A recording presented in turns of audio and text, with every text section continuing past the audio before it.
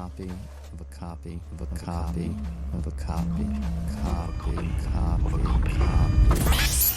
Deja vu.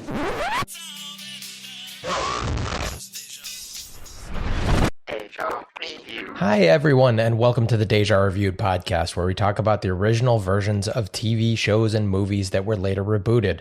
For season 1, we're discussing The Twilight Zone. I'm Michael. And I'm Mark. And today we're talking about season 1, episode 32, titled A Passage for Trumpet.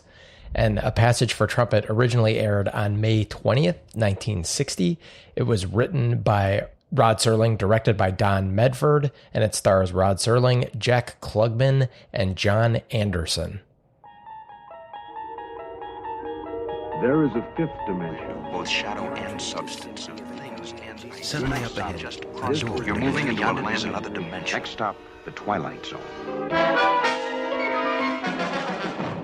Here's Rod Serling's opening voiceover from A Passage for Trumpet. Joey Crown, musician with an odd, intense face whose life is a quest for impossible things like flowers in concrete or like trying to pluck a note of music out of the air and put it under glass to treasure. Then there's a break and we come back with Joey Crown, musician with an odd, intense face who, in a moment, will try to leave the earth and discover the middle ground, the place we call the Twilight Zone. Another mention of the Twilight Zone in the opening narration. Yeah, maybe that's going to be their new theme. And from IMDb, we have the description: a suicidally despondent trumpet player finds himself in a bizarre world where he seems to be the only moving being. I don't understand that, except for one helpful other musician. That is not accurate. He's the only. No one can hear him or see him, but that's not a very accurate description. Yeah, it's very confusing. So, A Passage for Trumpet, Mark. Sorry, real quick. Let me just mention. Oh, yeah. Sorry, Go for it. That Don Medford, he will have ended up directing 5 episodes of The Twilight Zone. This is the first we've seen. I don't think any of the rest of them we're going to see in season 1, so we might never see. Although he did direct Death's Head Revisited, which is, just from the title of that, is one of the episodes that actually stands out in my head, is very good from my first watch of it. So that one was a pretty good one. Okay, maybe I'll try to catch that one after we wrap up season 1. You'll love this, Mark. He directed an episode called The Mirror.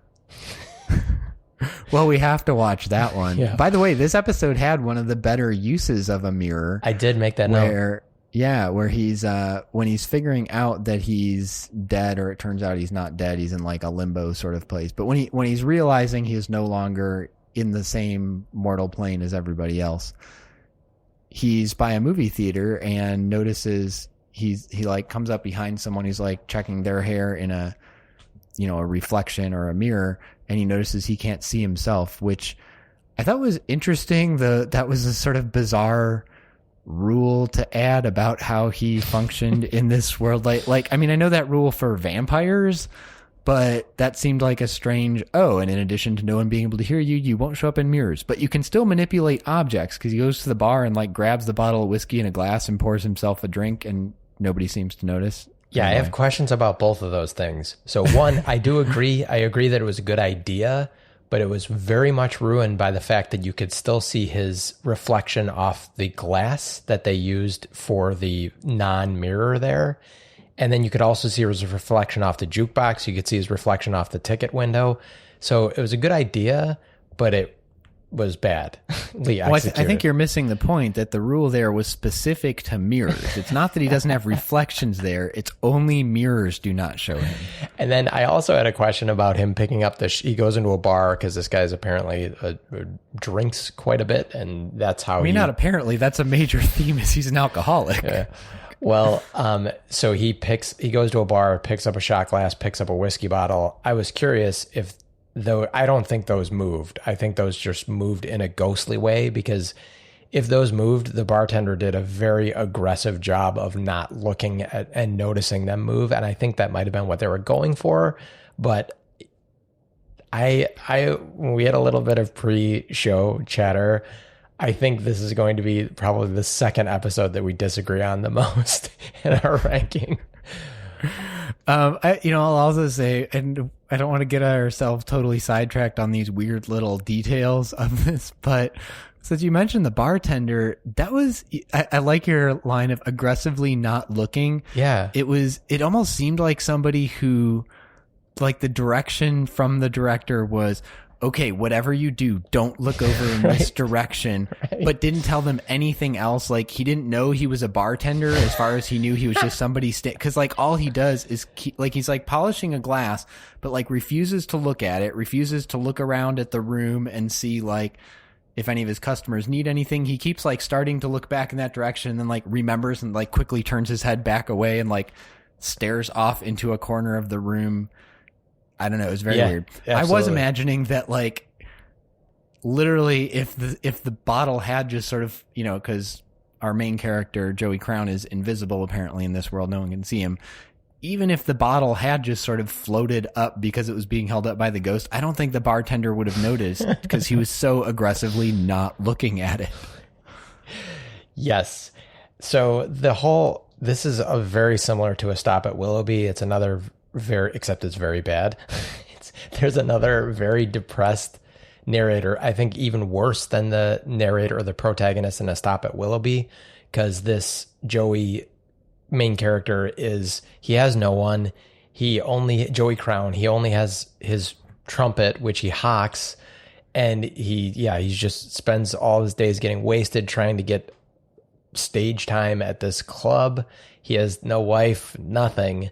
And again, wellness checks on Rod Serling would have been in order at this time, because this is a couple episodes that we've seen there was another suicide attempt. This was a very strange episode, I thought, and very boring to me. I watched it twice and it was painful both times.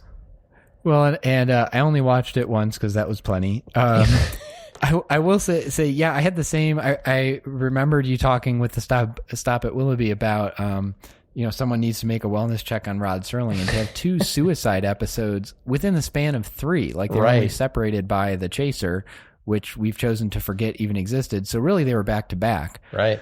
And man, that the very much on his mind. And if we are to, believe that it appears he was a relatively well-adjusted person and was not himself suicidal or depressed, like, I have to think something in his like creative mind, like he had latched onto an idea about suicide and was sort of working through that, not in the sense of planning to commit suicide himself, but like sometimes you get kind of like an idea fixed when you're writing a script, and like maybe he didn't get out kind of everything he had on that and to Stop at Willoughby, and it was still in his head, wanted to revisit it right away.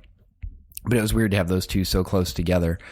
And this episode made me suicidal, so it's really kind of 3 episodes in a row.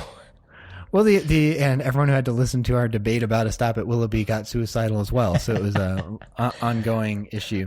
What was interesting about this one is it was a very optimistic ending, which kind of doesn't fit the sort of norms of what we've expected out of the Twilight Zone. That where even when kind of good things happen, a lot of times it's like good with a measure of bad, or things could still go worse, or even I'm thinking of Third from the Sun, where the heroes of the episode like escape and yay, they got away, and then at the end it's like, oh, but they're heading towards Earth and gonna have to deal with exactly the same thing there. Like the sort of just straight up optimism of this one, because it ends, he's in this limbo place. He decides to, he's given a choice to either kind of stay dead or go back and rejoin the living race, and chooses to live, and immediately like kind of everything is good. Somebody gives him he's apparently uninjured from being hit by this car. The guy gives him a bunch of money basically so he doesn't get sued. Shuts up. Yeah. Which was hilarious. He immediately goes in and like gets his trumpet back, goes and just starts playing, and this woman comes up and hears him like, oh, that's beautiful. I'm new in town. Would you show me? Like everything's coming up roses for Joey Crown all of a sudden. And I thought it was tonally very strange, particularly the contrast between that and A Stop at Willoughby, where he kind of sees, and we talked about this and kind of how someone would get into this mental state, but he kind of gets to the point where the best outcome he can see is going to Willoughby or killing himself. And the episode kind of seems like, yeah, that was, he was kind of trapped in this life. And I don't want to say it was advocating that, but it very much understood that. And this one was like, look, there's so much to live for. Everyone should not think it was, I don't know, it's just a weird kind of 180 and a very upbeat ending. It's a Wonderful Life, right? I mean, this is just, it was exactly a a Wonderful Life, except much shorter, which thank God, because we know I don't like It's a Wonderful Life. But no, I wrote that same thing in my notes. Like, that's what this episode essentially is. Like, person dies, or person steps off of something to commit suicide, runs into an angel who kind of explains things to him and decides that he wants to come back and live. The only part that's different is the sort of middle segment, in It's a Wonderful Life is, of course, him seeing what would have happened if he had never existed. And here it's Joey realizing nobody can kind of see him or anything. I will say, and then I'd be curious what you thought about this. The thing that really bothered me about the middle section was just from a storytelling structure standpoint, what you wanted to see in that segment was him realizing that he did have good things going on in his life and things that he would have missed, and why he would make this choice to come back. And we get one little bit of that when he's in the bar and goes over to the jukebox and tells this story, I guess, to the audience, because nobody can hear him. So he's just sort of talking to himself. It's like a stage whisper, but talks to us and tells this story about how the bartender found this old recording that he had played trumpet on and bought it for the jukebox so they could listen to him. And that was a nice little story, and realizing he did have a friend, although there's this the thing that was holding him back was his alcoholism, except his only friend appears to be the bartender. But it was like one incident, and I just didn't buy the sort of that anything really had changed in his mentality to decide he did want to come back after, 5 minutes ago in screen time, he was ready to kill himself. I think the exact same thing. I will add a little coda to that story because I was so bored with this episode. I was looking stuff up. Tommy Dorsey, the guy he played on that album with that is in the jukebox, was an actual real American trombonist. So I was super, and also the movie posters in the background. One of them, the one that I caught, was for Moonfleet of the outside the movie theater, was a real film. It was a 1955 film. I looked that up too and looked up the movie poster, and it was the actual movie poster. I was so bored that I was just looking up random stuff. I even looked up some Bible stuff because the guy, I completely agree with that sentiment, Mark. I think there was zero. It just flipped a switch from I am suicidal to, oh, but there's all this good stuff about life. I thought it was a super ham-fisted way to say life is good. And it was so ham-fisted that the guy who gives him his trumpet to play, and all of a sudden he's playing really well while he's not drunk, because he said he can only play while he's drunk. And I have a comment on that too. The guy's name is Gabe, short for Gabriel. Come the fuck on. So I did do a little bit of Bible research here.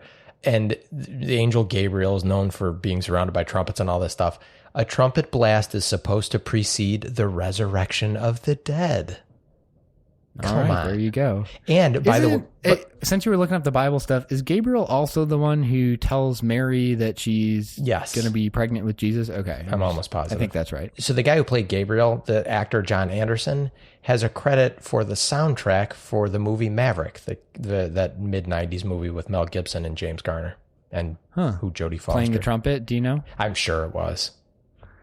Because he was good. Joey Crown, on the other hand, definitely does, or the actor who played him, definitely does not actually know how to play the trumpet. Yes, Jack Klugman from The Odd Couple. Did you recognize him? I recognized him and couldn't place it. Is that what? Yeah. Was there anything else he's from that I would recognize? I can look it up, but that's all. I knew him from when he popped up on screen. I just remember him from The Odd Couple. I did not recognize him from the that, TV but series. I definitely had seen him in things. 12 Angry Men. He was juror number 5 in the. That might be what I remember him from. That was the one with Henry Fonda, I think. Was that one? That we also saw somebody else. Yes, from that. He was in Love Boat. A couple episodes of Love Boat. He was Quincy. He was Dr. Quincy. Aside from not being able to actually play the trumpet, I actually liked him as Joey Crown. I thought he holds the screen well. Yeah, I like him as an big actor. Screen presence. Yes. And I did I thought the Gabriel thing was super ham-fisted. It reminded me, and this was an episode that we had minorly disagreed on, and I don't remember which it was. You'll have to remind me, where you liked a lot of the sort of setup and payoff, and I felt like it was like way hammering you over the head with things. Like they set up the Gabriel thing from the very beginning. He even says like, I'm Gabriel with the golden horn. As soon as he runs into the guy and talk to him, you're like, oh, this is going to be Gabriel. And then he's like running after him like, wait, what's your name? It's Gabe. I'm like, oh my God. Like, can we be any more obvious here? It reminded me of that other episode I'm thinking of. Which is Long Live Walter Jameson, I'm sure. Because I thought there was a lot of setup and payoff in that. Yes, I have a lot of issues with the directing that I actually found it distracting. My first note was that the trumpet absolutely did not sync up. And you also, I don't know a whole lot about playing. I was a trombonist, but I don't think that you push the keys down halfway to make different sounds with the trumpet. They're either on, or they're either up, or they're down. That was driving me nuts. There was a shot where when he steps out in front of the truck where the woman screams, and her scream is still playing the audio, but it cuts to this wide shot where she's just standing there. And then the actress a split second later is just, she looks it's a very melodramatic scream. And then she's just standing there like she couldn't care less. There's a really... That was one of the worst getting hit by a car I've ever seen. It was worse than the sped up slow motion thing from What You Need. You remember that? Yes. Where like they had the guy sort of roll over the car in slow motion, then sped it up. So we start with like a crash zoom on the driver from like straight ahead. Then we go to a wide shot and Joey just sort of like runs into the side of the car and bounces off it. Like he doesn't actually get hit by it. He literally just like runs himself into the side of it and falls down. Then we get a crash zoom of the woman screaming. Then we go to the wide shot where she's like standing there stoically with her mouth closed, even though the scream's still going. Yes. And there's like several fast cuts in like a very short period of time, which is a common way you try to make it seem more exciting and cover the fact that nothing actually happened. And I was like, this would have been so much better and easier to just like be on him, show him stepping off into the street. And he's like steps off screen into the street. You use some sound design to hear like the crash and the scream and stuff, and then just cut to him like lying on the ground. That would have been way more effective and easier to shoot. And instead they're like, no, let's go for the thing that's harder to do and less good. I think they also, when I talk about the trumpet not syncing up, I get it. Jack Klugman's not going to learn how to play the trumpet, but you could have done the classic, like he's just about to start playing and it pans away and shows a city nightscape. Or you could show a shadow on the wall of someone that is actually knows how to play trumpet. It was distractingly bad. And then there's... Or you could have given him like a 1 minute lesson, not to get him good at the trumpet, but just like, hey, this is what it looks like. All the way up and down, like every now and then. And so I did play the French horn in, elementary and high school band, whatever that was. I was never good at it. But French horn has almost the same fingerings as the trumpet. There's like a few notes that are different, but it's essentially the same. And so one thing I noticed is you rarely use the third key, and he was using it all the time. And the other thing was, as you noted, like the not pushing him down all the way. The thing I thought was hilarious was he would change fingerings to play like the same note. Like if it was like the same note twice, he would like change which things he was pushing down every time. And as you would know from the trombone, like the trombone has, I think it's like 4 positions that you generally use unless you're like doing a slide. The trumpet and French horn have like 3. Yeah. 3 keys. And a lot of it is you're using your mouth control to change what the note is. So you're playing, there could be 2 notes that have the same slide position or the same buttons pushed down. And he was just like, every single note I got to change to the craziest. I don't know. I found it really distracting. Yes, there was a lot. And then the last thing, because I already mentioned the mirror, him not reflecting in the mirror, but then reflecting in every other reflective surface, including the glass that they used to do that mirror effect, was very annoying. And you could see a shadow also on it too. It was annoying. And then with the... Well, they never said he didn't have a shadow. Yeah. With him getting hit, there's a really dumb shot of him lying on the ground, and then it's superimposed with the trumpet that he's just put into hock. And I guess because then they use it again, and I guess that was supposed to show him crossing over into limbo and coming out. And I'm surprised you only watched this once, because I watched this once sort of like as later at night, and I was kind of falling asleep, and I woke up the next morning, I'm like, what the hell was going on in that episode? I'm like, was he in limbo? What the hell happened? But I guess he was in limbo. Very much in limbo. I think Gabe explicitly said that. I just wanted to, when you mentioned the superimposition, I actually made a specific point in my notes, and it was at some point later after that. It was when he was in the bar and the bartender was like really obviously trying not to look in that direction. I wrote a note that said this episode and director doesn't know how or when to use dissolves, puts them in weird places and times them weirdly, like just literally not understanding how that technical device should be used. And I think the reason I wrote that there, because there were several other ones, the one you mentioned when they like superimpose the trumpet as it's like fading out to commercial break while he's lying on the ground.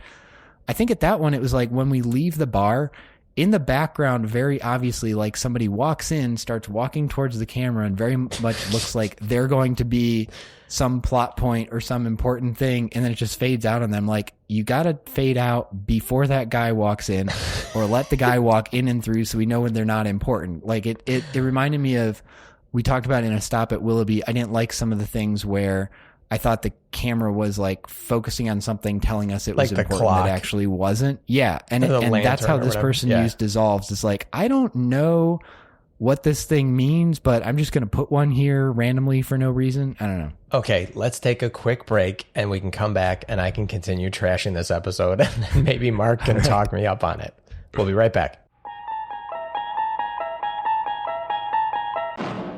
Hey everybody, Mark here from Deja Reviewed, and if you missed it in our previous 2 episodes, I'm going to once again shamelessly self-promote, and this will be the last episode we're going to do this on, but a film that I co-directed, All the Wrong Friends, is now available on streaming services. You can find it on Amazon or on Tubi or possibly other places. I'm not sure where else it has shown up at this point, and it's a thriller about a bunch of friends who had sort of gone away to school or whatever after high school, get back together to go on this road trip, and then people start dying because it's that kind of, thriller slashery thing. So if you're interested in that kind of thing and would like to take a look at it, again, the title's All the Wrong Friends, and you can find it on one or more streaming services. I'll make it even easier for you to find it because I will drop a link in the show notes and you can click right on that and find it wherever it takes you to.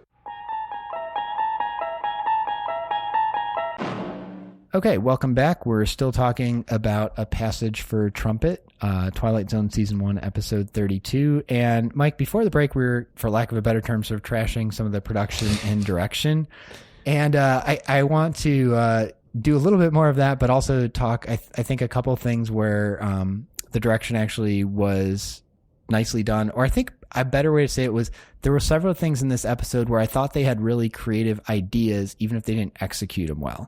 So like one example of this would have been, there's the part where Joey is outside the club, like waiting in the alley. It's the same alley we see him in the first scene of the movie, but this is later on the scene where he's going to meet Gabriel.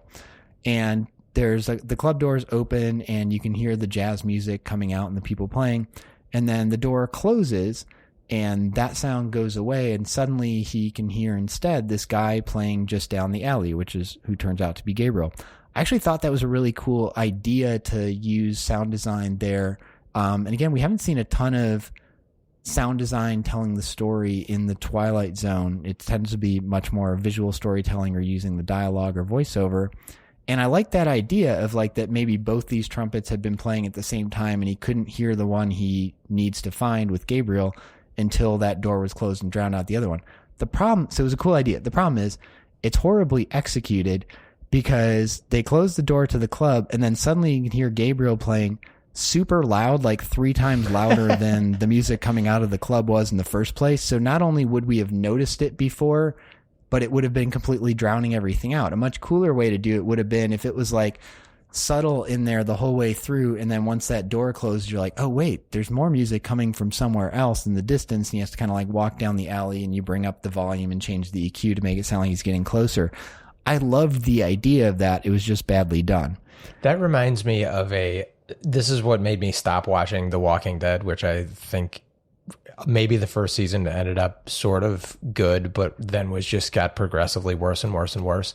There was a scene, this is the TV series, there was a scene in whatever season, maybe second season, maybe third season, I definitely didn't go beyond that, where there's these 2 guys that are walking past, they're like going to a high school, I think, or some sort of school.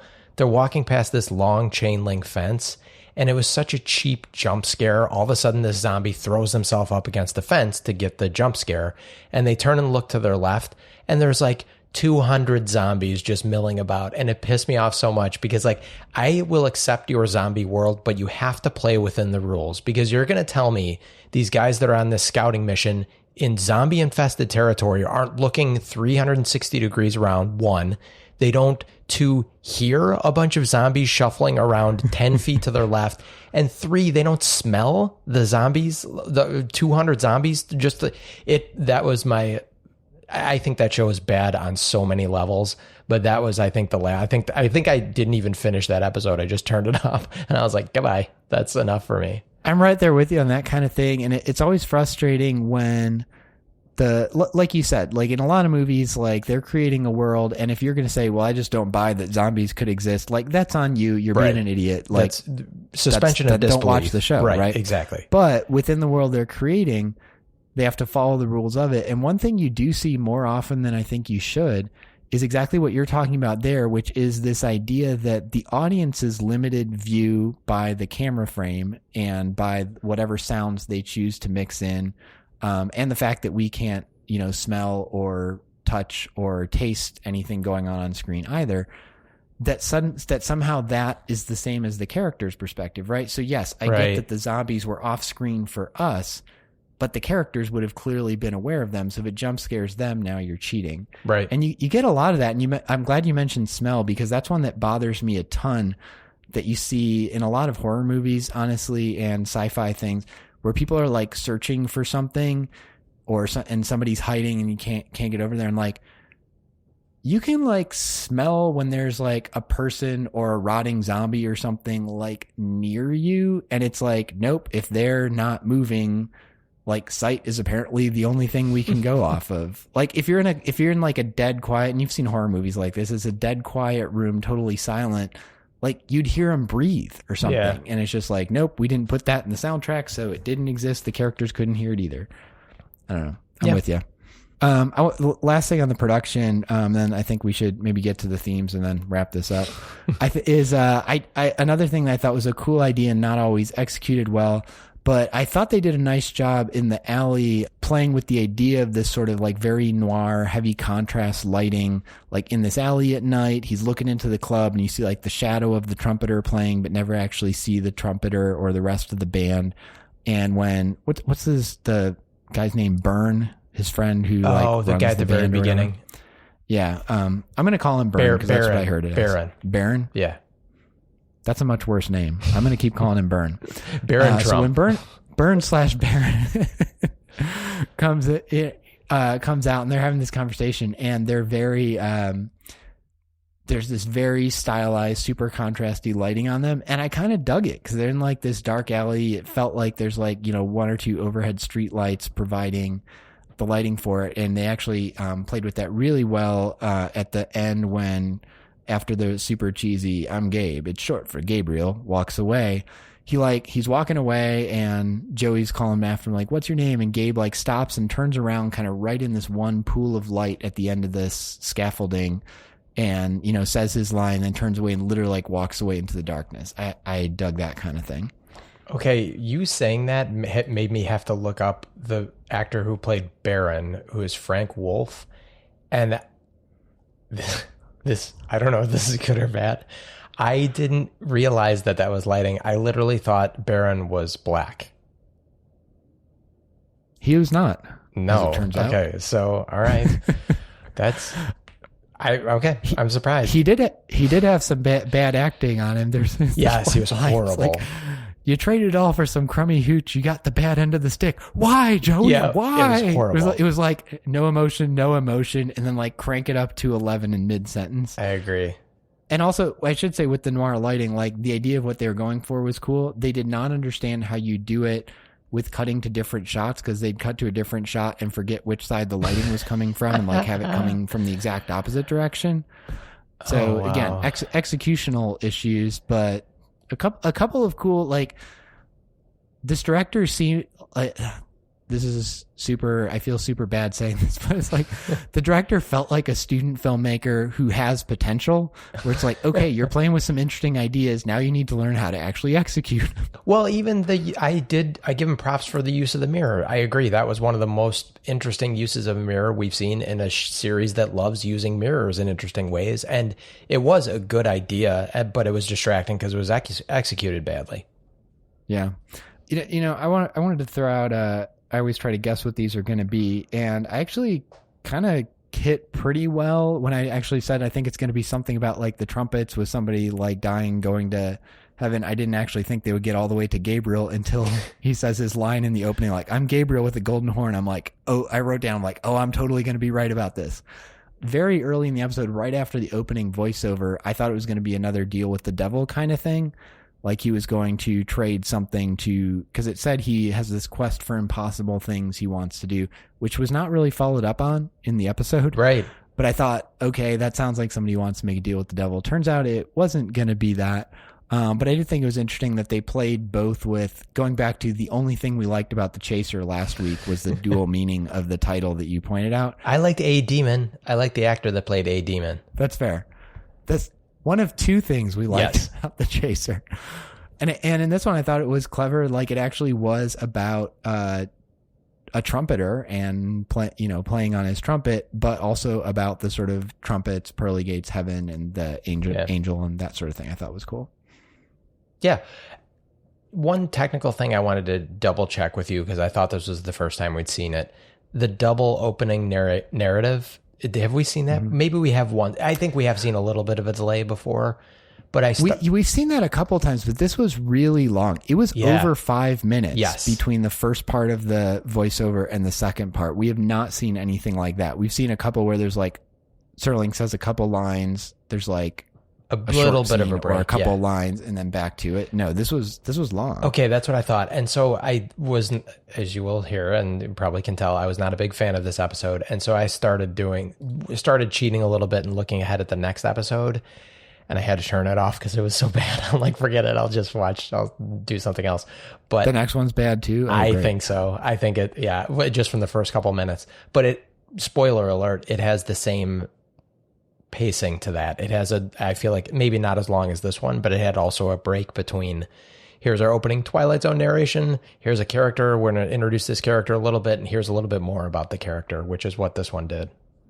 Did you almost feel like the second part of that opening voiceover was kind of like a lot of the end voiceovers have been, where it starts by reiterating the character and his description of him?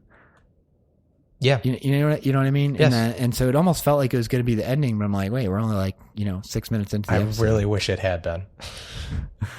I want to reference a couple, as we often like to reference other things in here, a couple better movies or things that this made me think of. And I guess interestingly, the thing I kept coming back to was boxing films, was what this had the feel of to me, with like the guy who never quite made it. We talked about that with Pulp Fiction and Bruce Willis's character. We talked when we were talking about Boley in The Big Tall Wish.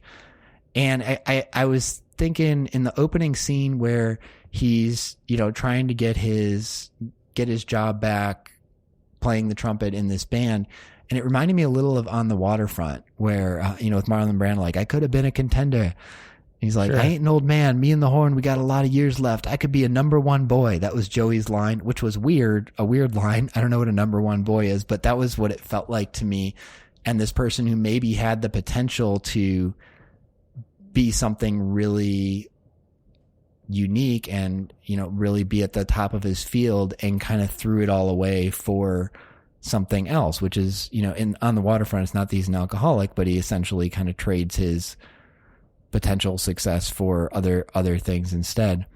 The other thing it reminded me of was when he sells his trumpet to the pawn shop, it reminded me of Raging Bull, and just the really great scene in there when LaMotta is, down on his luck and needs money. He's like, okay, these jewels are worth money, and like pries the jewels out of his championship belt and like goes to sell those.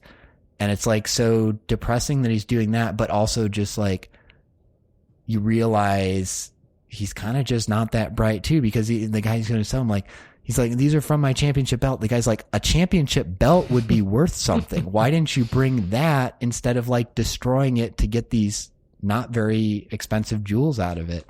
And that reminded me with this too, just somebody kind of at their wits end, you know, in this case, getting rid of the only thing that he appears to be good at or really care about, which is his trumpet. And, you know, I think that's always a powerful image, but again, it wasn't kind of given the weight it needed. And then when he steps out and goes to commit suicide, he's even like, yeah, I don't have any responsibilities. All right. Right. That's what the guy just said to him. Yeah. And like, I guess I can go just kill myself. And he's like kind of happy about it. I don't know.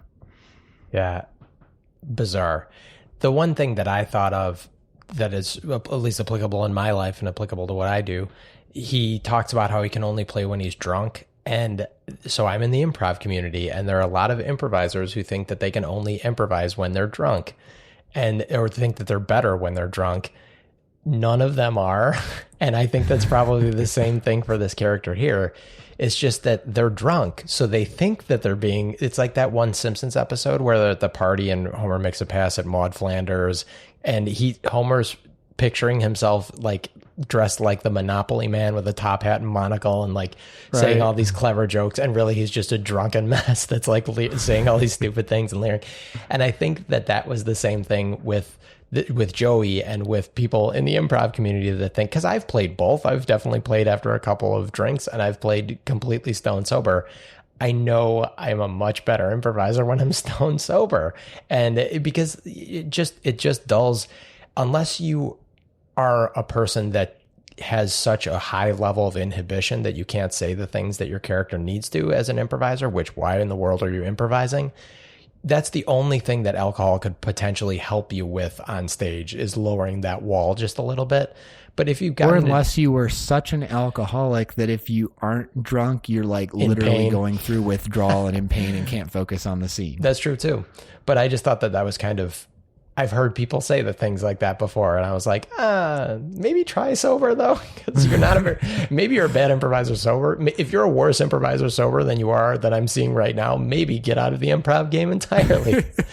So that kind of just hit. I like that reference. He also said, so that was part of it. He says he thinks he's better when he's drunk, which turns out at the end not to be true. He said he can only play when he's drunk. Even he says, I'm beauty when I'm drunk. Yeah. Only when I'm drunk. But before that, he did have what I thought was an interesting argument for being a drunk. He talks about kind of how bad his life is, and you know, this place he's living in, and how dirty and disgusting it is, and he doesn't have friends or a girl or anything. And he says, you know, when I'm drunk, I don't notice all that stuff.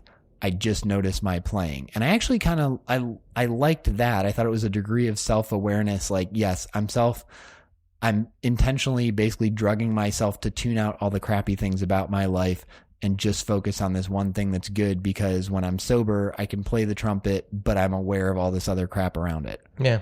I like that. The only other thing that this kind of triggered a reference in the back of my mind reminded me all the way back of the first episode, Where Is Everybody?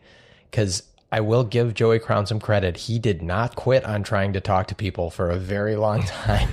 And it reminded me of when the guy in the very first episode of The Twilight Zone is trying to talk to that mannequin and like running around just yelling at this mannequin and getting mad at this mannequin because she's not responding because she's a mannequin.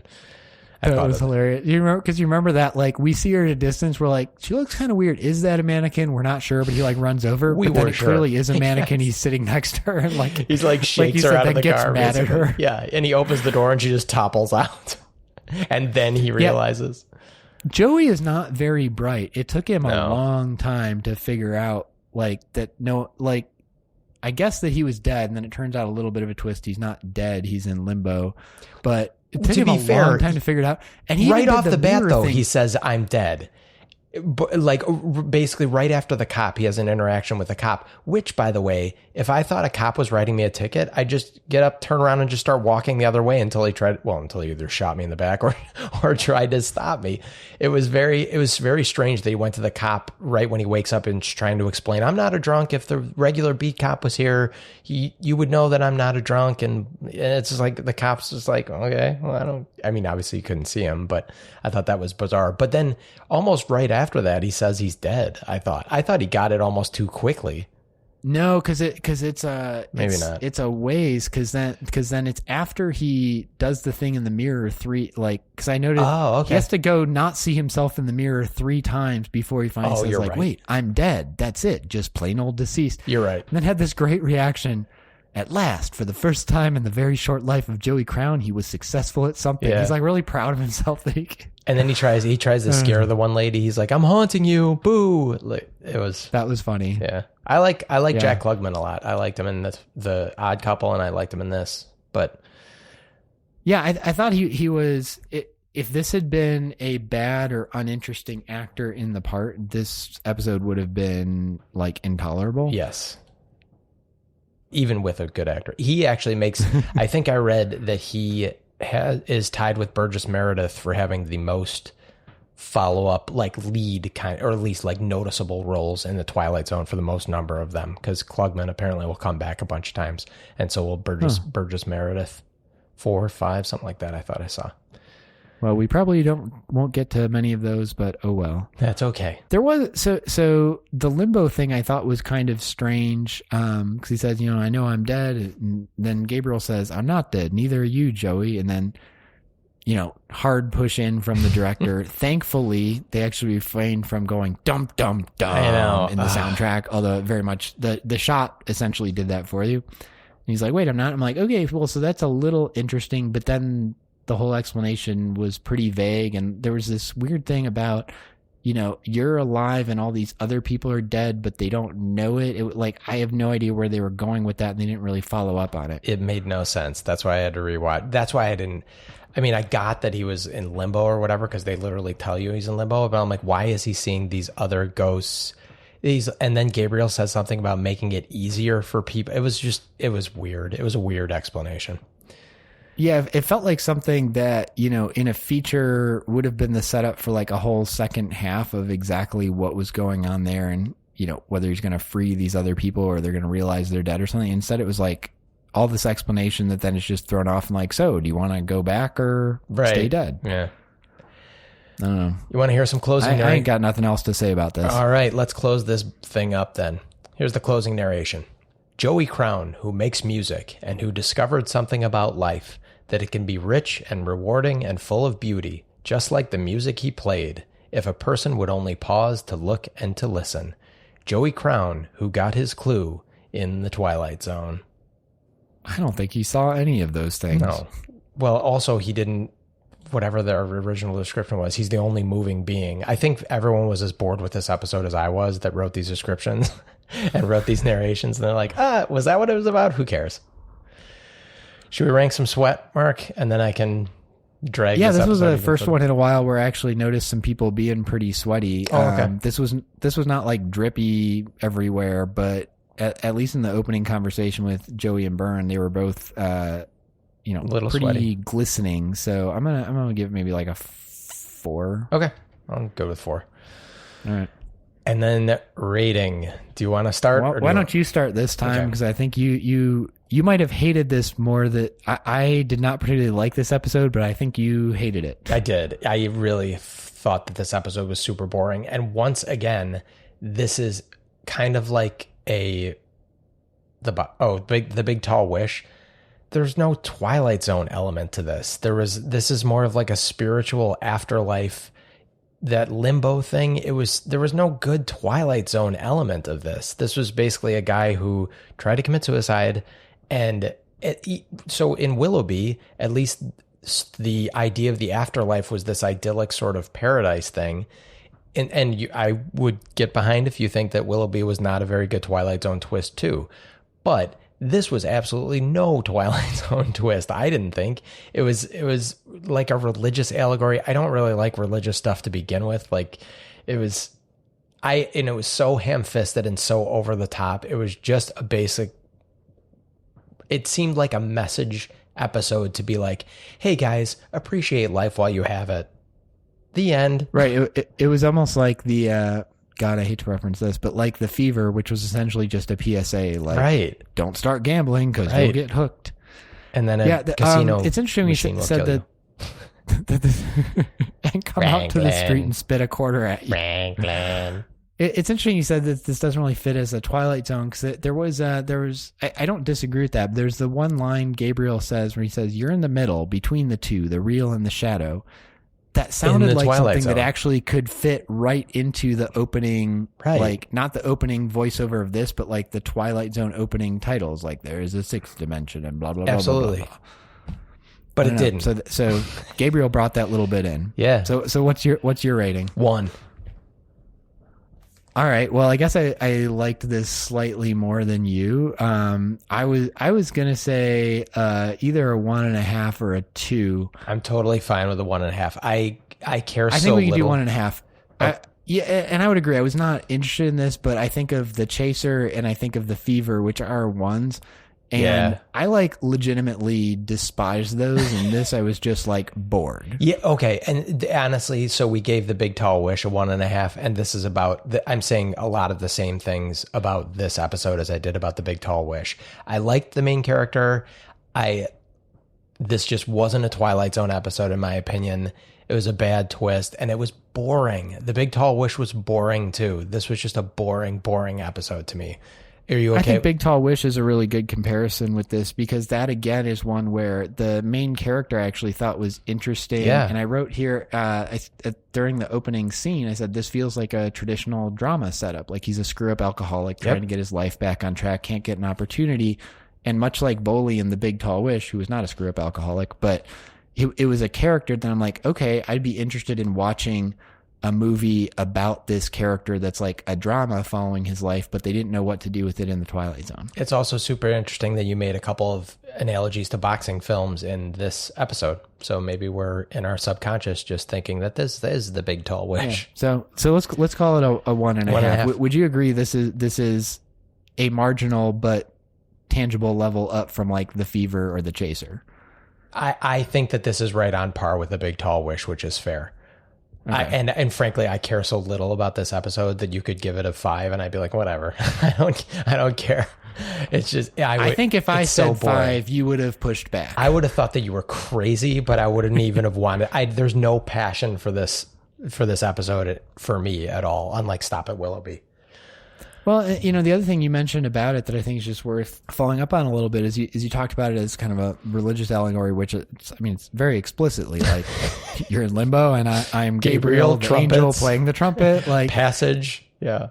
And that in itself doesn't bother me, and I actually think you can do some really interesting stories and movies playing with that. I think we talked about What Dreams May Come, which I thought was actually a really fascinating like idea of this trip into the afterlife. I think totally different genre, but Dogma, like the Kevin Smith comedy about like, let's assume Catholic dogma is all literally true and make a comedy about, like, is a fascinating movie. Yeah. And like, and actually like takes the religious aspects of it seriously, but then like puts these stupid characters trying to deal with those. So that doesn't bother me. I think your phrase ham-fisted is dead on. Like they're trying to deal with a really big question and are just not doing it well and don't know what they're going for and don't have the sort of key ingredients you would need to effectively do that. Can I also point out that Joey Crown's initials are the same as Jesus Christ's, and he comes back? No, you may not. Okay. And he comes back from the dead. All of that well, is it would have bad. been a little too obvious if they called him Jesus made Christ. his name Jesus and he meets with Professor A. Demon. Oh boy. Mark, do you want to guess next week's episode? It's going to be really hard if you don't give me a title. Yes. It is entitled Mr. Beavis, like Beavis and Butthead. Bevis is how it's spelled. I don't know how Beavis is actually spelled. Beavis from Beavis and Butthead is Beavis. That's what I thought. Okay. Mr. Beavis. Well, given that this is 1960, I'm going to assume it's not an episode about a grown-up Beavis from Beavis and Butthead. That tells us nothing. It's the name of a character. Right. All right, I got Beavis in my head now, so I'm going to say it's some dumb high school screw-up who like flash forwards to his life as an adult and realizes something. That's a and very a monkey's good paw. guess. It's a good guess.